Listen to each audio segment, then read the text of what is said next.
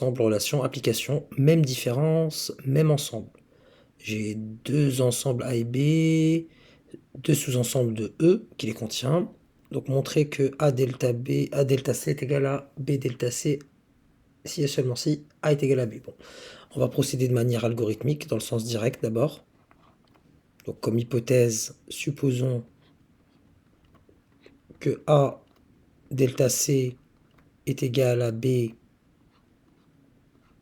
delta C. Et mon objectif est d'aboutir au fait d'avoir A égale à B. Autrement dit, quel que soit l'élément qui est dans A, il est dans B, quel que soit l'élément qui est dans B, il est dans A. On va démarrer donc en écrivant, bien sûr, ce qui est en vert, c'est mon hypothèse de départ, mais là je vais considérer un certain élément X qui appartient à A. Si X appartient à A, ça va faire partie de mes hypothèses, c'est vrai. Si X appartient à A, il y a deux possibilités. La première, donc premier sous-cas, c'est ce X qui appartient à A, soit ce X qui appartient à A, il appartient à C, et s'il appartient à C, s'il est dans A et il est dans C, il n'appartient pas à A delta C. Donc, puisqu'il appartient à C et qu'il appartient à A, donc X n'appartient pas à A delta C. Donc, puisqu'il n'appartient pas à A delta C et que par hypothèse en vert, A delta C est égal à B delta C, donc il n'appartient pas à B delta C.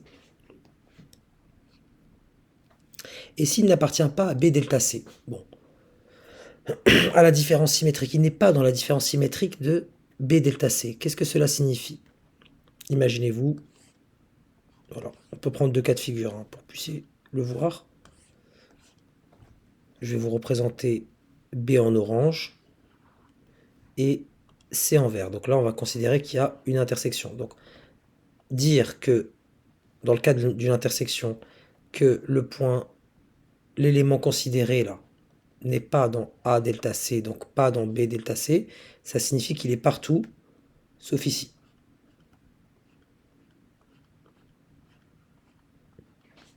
Voilà.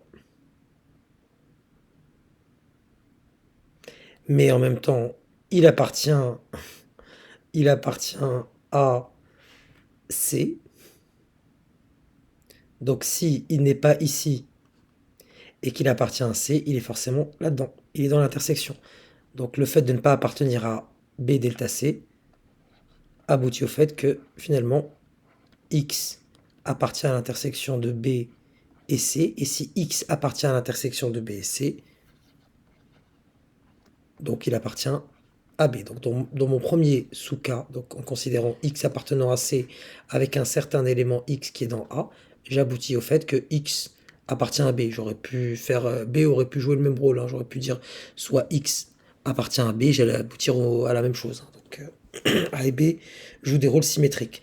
Deuxième sous-cas de figure, pour ce X qui appartient à A, c'est possible aussi d'avoir finalement un X qui appartient à A, mais en même temps, X n'appartient pas à C. Or, si X n'appartient pas à C, donc X n'appartenant pas à C, là je vais exploiter toujours la même chose, ça. Et le but c'est d'aboutir à, finalement mon élément A, il est quand même dans B. Donc X n'appartient pas à C, mais X appartient à A. Donc X appartient finalement à A delta C. Mais s'il appartient à A delta C, par hypothèse A delta C, vraiment mon truc du départ, prémisse de départ, A delta C c'est B delta C. Donc s'il n'appartient pas à C et qu'il appartient à A, donc il appartient à A delta C, donc puisque A delta C est égal à B delta C, donc il appartient à B delta C,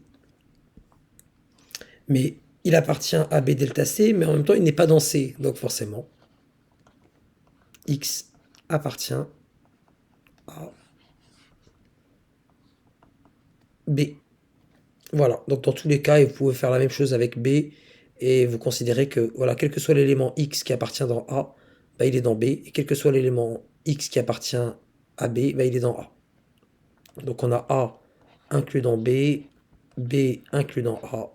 Donc en supposant ça vrai, j'aboutis bien à ce qui est attendu. Maintenant, voyons voir le sens réciproque.